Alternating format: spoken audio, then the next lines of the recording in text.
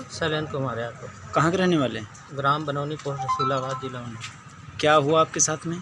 हमारे साथ ये हुआ कि एक 1.5 महीने पहले वो रामजी गुप्ता और जटा, 2 लड़के पेट्रोल पंप पे आए पेट्रोल भराने के लिए। ये कहाँ के रहने वाले हैं? रसूलाबाद के। ये लोग पेट्रोल भराने आए। उस समय मेरे पंप का ऑटोमेशन ख़राब था, जो बॉम्बे से उसका ऑटोमेशन चलता है, तो नेटवर्क ना होने के कारण मशीनें मेरी बंद हो गई थी। हम मशीनें अपनी सही कर रहे थे और वो आए, सेल्समैनों से कहा मुझे पेट्रोल दीजिए। तो सेल्समैनों ने कहा कि मशीन नहीं चल रही है तो पेट्रोल कैसे दे दें।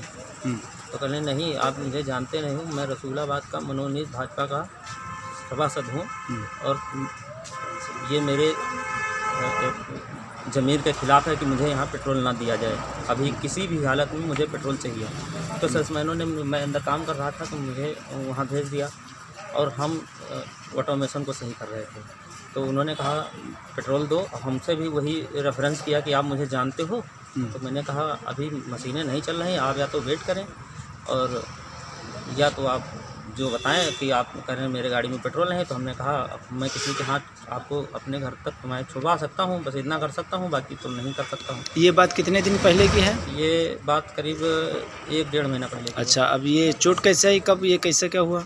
चोट ये आई कि उसी दौरान ये यहाँ से निकले तो हमने कहा भाई साहब या तो आप चले जाइए, यहाँ गाली मत करिए। तो वहाँ से जाकर उस जगह पर जा कर के इन्होंने दोनों में देख लूँगा, तो बहुत यहाँ का मैनेजर बनता है।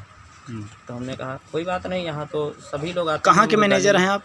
हम यही किसान सेवा केंद्र रसूलाबाद पेट्रोल पंप के मैनेजर हैं। अच्छा, हाँ, फिर उसके बाद ये धमकी देके हमें चले गए। हम जो है अपने काम में व्यस्त थे तो अपने काम में लगे रहे। उसके बाद मैं कल दिनांक 7 तारीख को हमारी गाड़ी लोड आया था तो लोड उतरवाया। उसके बाद मुझे टाइम हो गया, हमें भैंस बीमार थी, दवा लेने गया गुड लक मेडिकल स्टोर पे। तो वहाँ ये लोग नशे में आ गए।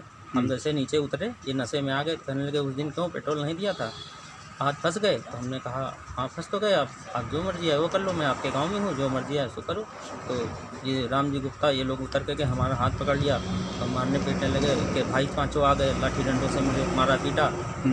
और जब मारा पीटा तो उसके बाद बीच बचाव किसी तरीके से हुआ। मैं तो बेहोश हो गया था, हमें होश ही नहीं किसी ने छुड़ाया, हमको ये नहीं पता। जब हम होश में आए तो मैं वहीं पर लेटा हुआ था, मैंने उठ के देखा, हमने कहा सब लोग कहाँ चले गए।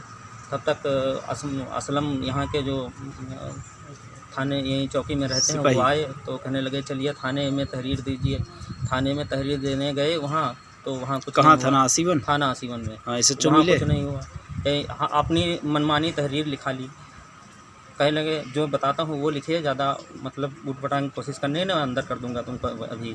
अच्छा। तो जो तहरीर उन्होंने बोली मैंने लिखी भी नहीं, मेरा हैंड राइटिंग में वो तहरीर भी नहीं है। हाँ। उन्होंने लिखी है और अपने मन से लिखी है, वही तहरीर लगाई, मेरे से साइन करा लिया। मैं तो बेहोशी हालत में था, मेरा हाथ पकड़ के मेरा साइन करा लिया।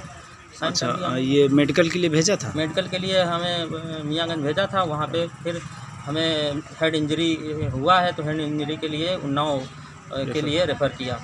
तो रात में बंद हो जाता है हॉस्पिटल, तो रात में जाने में हम लोग सक्षम नहीं थे क्योंकि हमें तो आज गए तो आज बोला कि आज नहीं आपका मेडिकल होगा, अब कल होगा। अच्छा, जिन लोगों ने आपको मारा है इससे पहले भी कोई इस तरह का मामला? हाँ, वो मतलब दारूबाज आदमी है, कहीं बैंक में जाके लफड़ा करते हैं, कहीं किसी की बहन बेटियाँ छेड़ते हैं।